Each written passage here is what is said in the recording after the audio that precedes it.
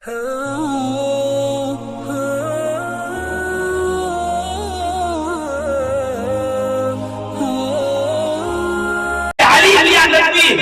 مرتبہ لکھنؤ میں اجتماع ہوا بہت بڑا، اور اس میں علی میاں ندوی کی صدارت تھی۔ تقریر بہت دور دور سے لوگ آئے ہوئے تھے، جیسے آج کل کے جلسوں میں ادھر سے بسیں، ادھر سے ٹرک، ادھر سے بیل گاڑیاں اور گاڑیاں لینے کے لوگ آتے ہیں، اسی طریقے سے اجتماع میں بہت سے لوگ آئے، عورتوں کی بسیں الگ، مردوں کی بسیں الگ، اور جلسہ 12 بجے رات تک چل رہا تھا۔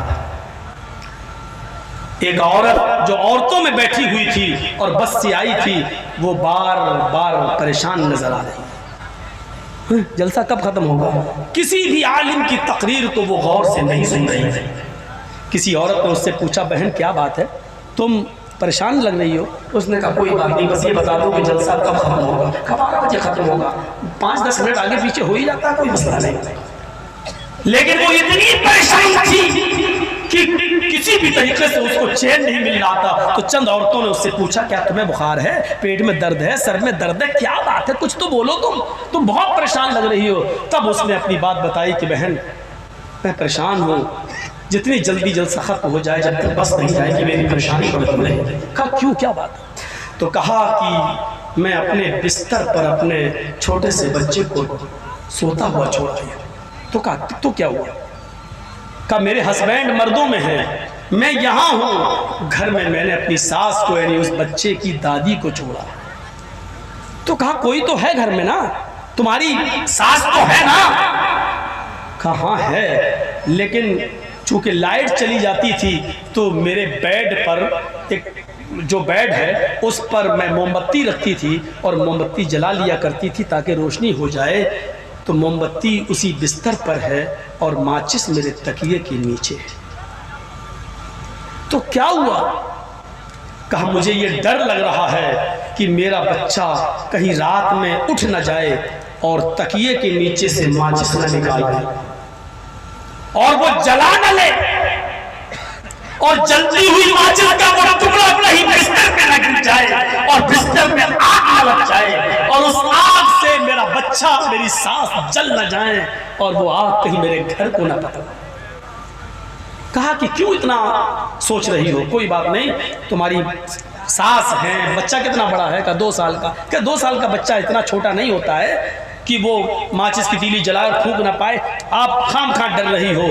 چلو تم تقریر سنو، کچھ نہیں، اللہ جو کرے گا اچھا کرے گا، بہتر، چلو تم سنو۔ تو اس عورت نے جو جواب دیا وہ جواب سنو کیا ہے۔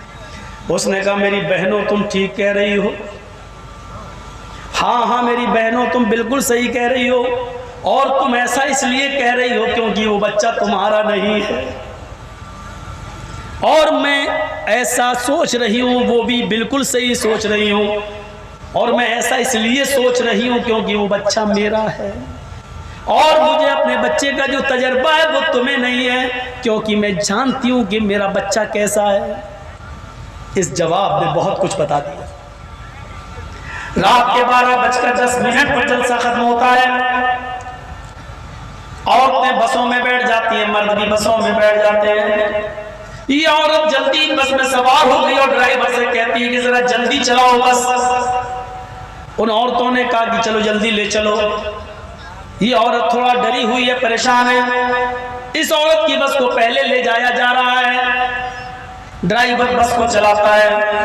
جب یہ عورت اپنے گھر کے دروازے پر پہنچتی ہے تو کیا دیکھتی ہے؟ جو یہ عورت سوچ رہی تھی اس کی سوچ کے مطابق ویسا سب کچھ گھر میں ہو چکا ہے۔ اس بچے نے جو اس کا 2 سال کا بچہ تھا، رات میں اس کی آنکھ کھل بھی چکی ہے۔ اس بچے نے تکیے کے نیچے سے ماچس بھی نکال لی ہے، ماچس کو جلا بھی لیا ہے۔ جلتی ہوئی ماچس کی تیلی کا ٹکڑا بستر پہ گر بھی چکا ہے۔ بستر پر گرنے کے بعد بستر میں آگ بھی لگ چکی ہے، اور اس آگ کی لپٹوں میں وہ 2 سال کا بچہ اور اس کی دادی یعنی اس عورت کی ساس دونوں جل کر راکھ بھی ہو چکے ہیں، اور آگ نے اس کے گھر کو بھی جلا کر راکھ کر دیا۔ عورت جو سوچ رہی تھی اس کی سوچ کے مطابق حادثہ بالکل ویسا ہی ہوتا چلا گیا۔ اس پورے واقعے کو بیان کرنے کا میرا مقصد صرف اتنا ہے کہ میرے بھائیوں، ایک مرد کو یا ایک عورت کو اپنے بچے کی کتنی فکر ہوتی ہے، اپنے اولاد کی کتنی فکر ہوتی ہے، وہ بھی دنیا کی آگ سے بچنے کے لیے اور بچانے کے لیے کہ میرا بیٹا کہیں ماچس کی تیلی چلا کر کہیں بستر کو نہ جلا لے، خود نہ جل جائے، کہ وہ ایک جلسے میں جاتی ہے تو ایک رات کے لیے اس نے اکیلا چھوڑا تو اس رات میں بھی اس کو چین نہیں آیا، اس رات میں بھی اس کو سکون نہیں ملا۔ آئے اس ڈسٹرکٹ چوکیدارا کے لوگوں، تمہیں راتوں میں نیند کیسے آ جاتی ہے، تم راتوں میں آرام سے کیسے سو جاتے ہو، یہ جانتے ہوئے کہ تمہاری بیٹی رات کے 12 بجے تک موبائل چلا رہی ہے، واٹس ایپ یوز کر رہی ہے، میسنجر چلا رہی ہے، فیس بک چلا رہی ہے، تم اپنی بیٹی کی بے غیرتی کو دیکھتے ہوئے آرام سے سو کیسے جاتے ہو؟ تمہاری اولاد رات کے 12 بجے اپنے گھر پہ آتی ہے، تم اپنے بچوں کو ڈانٹ نہیں سکتے ہو، تم چین کی نیند کیسے سو جاتے ہو؟ دنیا کی آگ سے بچانے کی تمہیں اپنی اولاد کو اتنی فکر ہوتی ہے، لیکن جہنم کی آگ سے بچانے کی تمہیں اپنی اولاد کو کوئی فکر نہیں۔ تمہاری اولاد، تمہاری بیٹی رات پر جہنم کی آگ خریدتی رہتی ہے موبائل چلاتے ہوئے، لیکن تمہیں فکر نہیں ہوتی ہے۔ میرے بھائیوں، تمہیں بستروں پر چین کی نیند کیسے آ جاتی ہے؟ تمہاری اولاد ناکارہ ہوتی چلی جا رہی ہے، تمہاری بیٹیاں ناکارہ ہوتی چلی جا رہی ہے، آج وہ تم سے پوچھے بغیر گھر سے باہر نکل رہی ہے، آج تمہیں نیند کیسے آ جاتی ہے؟ یہ تمام باتیں تمہیں سوچنے پر مجبور کیوں نہیں کرتی؟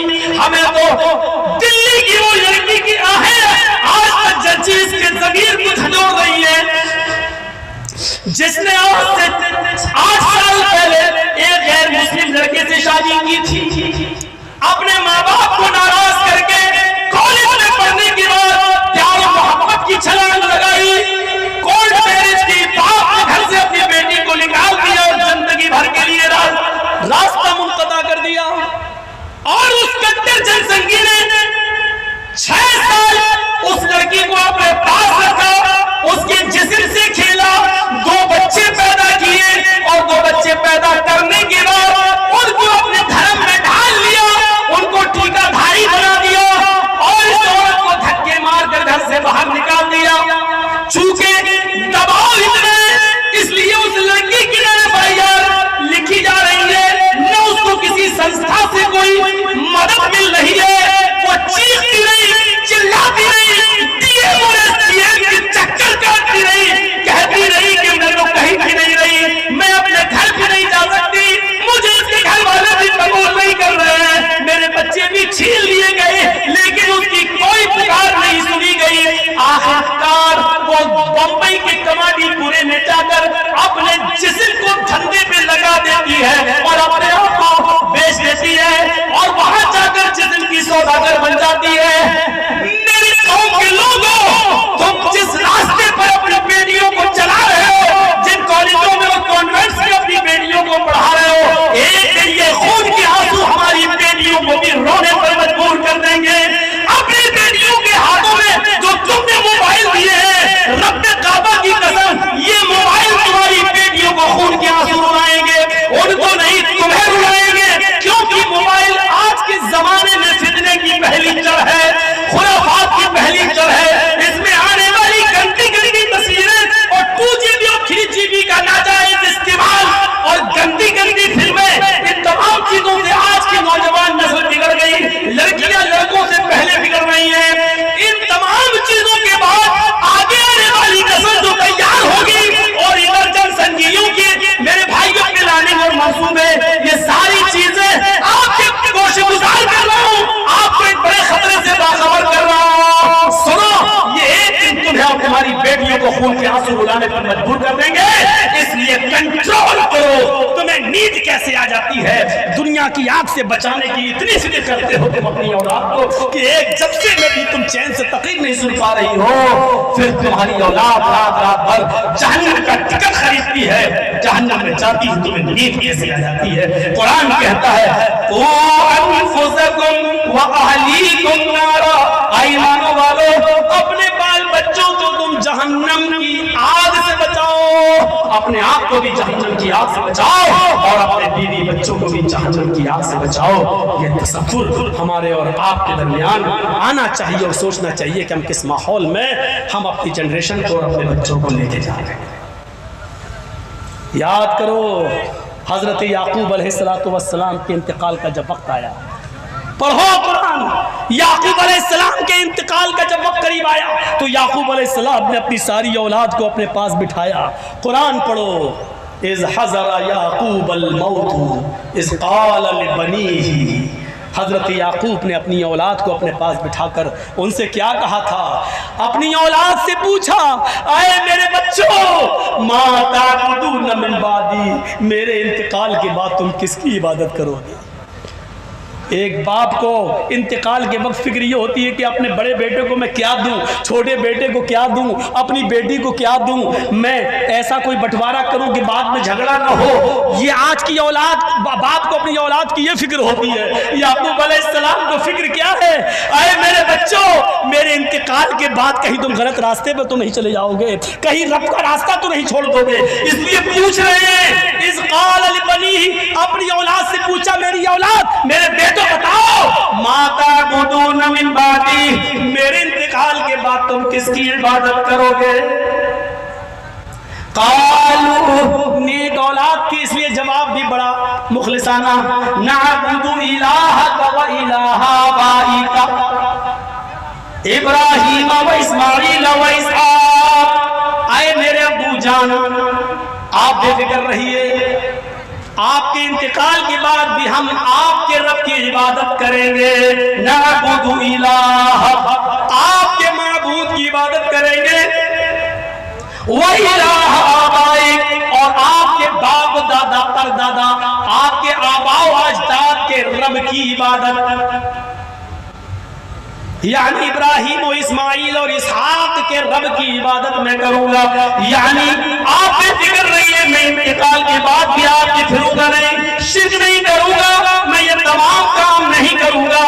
میرے بھائیوں, ایک باپ کو مرنے سے پہلے اس بات کی فکر ہونی چاہیے کہ ہم اپنی اولاد کو جو چھوڑ کے جا رہے ہیں ان کا منہج کیا ہے, ان کا طریقہ کیا ہے, وہ ہمارے انتقال کے بعد عبادت کس کی کریں گے, کیسے کریں گے. کم سے کم اپنی اولاد کو دین سے اتنا جوڑ جاؤ کہ تمہارے مرنے کے بعد کل وہ تمہاری قبر پر آ کر یہ دعا کر سکے کہ اللہ میرے باپ کی مغفرت فرما دے, رب اغفر لی ولوالدیّ. کم سے کم کچھ دعائیں یاد کرا دو, اپنی اولاد کو دین سے اتنا جوڑ جاؤ کہ کم سے کم تمہارے مرنے کے بعد تمہاری اولاد تمہارے لیے دعا کر سکے, اور تمہیں اپنا باپ مانتے ہوئے وہ تمہارے بارے میں کچھ صدقہ و خیرات کر کے بھی تمہاری طرف سے تمہیں ثواب پہنچاتی رہے. کم سے کم اتنا دین سے جوڑ جاؤ. لیکن اس ماحول میں ہم دیکھ رہے ہیں کہ کانوینٹ اسکولوں میں پڑھا کر کس طریقے سے ہماری اولاد ہم سے دور ہوتی چلی جا رہی ہے, کس طریقے سے وہ اپنے باپ کو بھولتی چلی جا رہی ہے, اسلام سے دور ہوتی چلی جا رہی ہے. کانوینٹ اسکول میں پڑھایا جاتا ہے, اے بچوں, جب پیشاب لگے تو فوراً کرنے چلے جاؤ, اس کو روکنے کی کوشش مت کرو, روکو گے تو مثانہ تمہارا کمزور ہوگا. جب اس کی تھیوری پڑھنے کی میں نے کوشش کی تو بار بار یہ چیز کیوں پڑھائی جا رہی ہے, ایک بار میں نے پڑھا دیا, دو بار بتا دیا تو بتا دیا, بار بار پوچھنا بیٹے پیشاب تو نہیں آ رہا ہے, نہیں, اگر آ رہا تو جاؤ, جیسی لگے فوراً کرو. اس کے پیچھے کی تھیوری پتا چلتی ہے کہ جب انسان کو اس کی عادت ڈلوا دی جائے گی تو پھر وہ پانی سے استنجا لینا بھی گوارا نہیں کرے گا. اس کے دل میں یہ بات ڈال دی گئی کہ جب پیشاب روکیں گے تو مثانہ کمزور ہوگا, لیور خراب ہو جائے گا, اس لیے وہ کھڑے ہو کر بھی پیشاب کرنے لگے گا, اور جب کھڑے ہو کر پیشاب کرے گا یا ناپاک رہے گا تو وہ مسجدوں سے دور رہے گا, نماز کے قریب نہیں جائے گا. یہ تھیوری اس کے پیچھے پتا چلتی ہے. کانوینٹ اسکول میں ڈائریکٹ یہ نہیں کہا جا رہا ہے کہ نماز مت پڑھنا, روزے نہ رکھنا, لیکن ایسی چیز بتائی جا رہی ہے کہ اس پر آپ عمل کرنے لگو گے تو نماز اور روزے سے آٹومیٹک دور ہو جاؤ گے.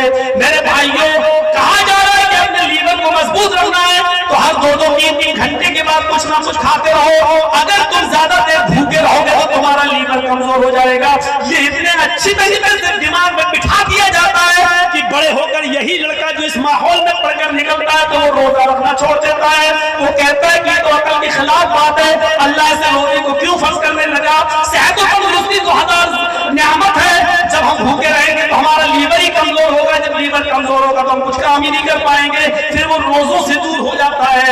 इन कॉन्वेंट स्कूलों की थ्योरी को समझने की कोशिश करो, अपनी औलाद के लिए कुछ फिक्र कर जाओ, सोच लो कि तुम्हारी औलाद क्या करेगी। माता मिन बादी, मेरे बाद तुम किसकी इबादत करोगे। ये तमाम तसव्वुरात हमारे और आपके सामने आना चाहिए। अपनी औलाद के लिए भी कुछ हमें सोचना चाहिए और उनको दीन के काम से कुछ जुड़ाओ और कुछ रब्त और ताल्लुक पैदा कर जाइए आप। वरना याद रखिएगा, आपके मरने आपकी जिंदगी में आपकी औलाद ये दुआ नहीं करेगी, रब्बिरहम्हुमा कमा रब्बयानी सगीरा, अल्लाह मेरे माँ बाप पर वैसी रहम फरमा जैसे बचपन में इन्होंने मेरे ऊपर रहम फरमाया। और मरने के बाद तुम्हारी औलाद ये नहीं कहेगी रब्बिग़फिरली व लिवालिदैया, अल्लाह मुझे बख्श दे और मेरे माँ बाप को बख्श दे, ये दुआ नहीं करेगी। क्यों? क्योंकि आपने तो उसको दीन से दूर कर दिया है, दीन से दूर कर दिया है। मौता इमाम मालिक पढ़िए, एक सहारिया अपने बच्चे को पेशाब जब पैदा होता है उसके घर में बच्चा पेशाब करता था तो पानी डाल देती थी उसकी शर्मगाह पर। बच्चा जब 1 साल का हुआ और पहला दिन हुआ उस बच्चे के चलने का, पानी का बर्तन लेता है और उठाकर जाता है, नाली पे बैठता है, पेशाब करता है, अपने नन्हे हाथों से पानी अपनी शर्मगाह पे डालता है। उसको इस्तिंजा करना मालूम नहीं है, अभी पता नहीं है कि कैसे किया जाए, लेकिन वही काम कर रहा है जो उसकी माँ ने उसको बताया। उसकी माँ दूर से देखती है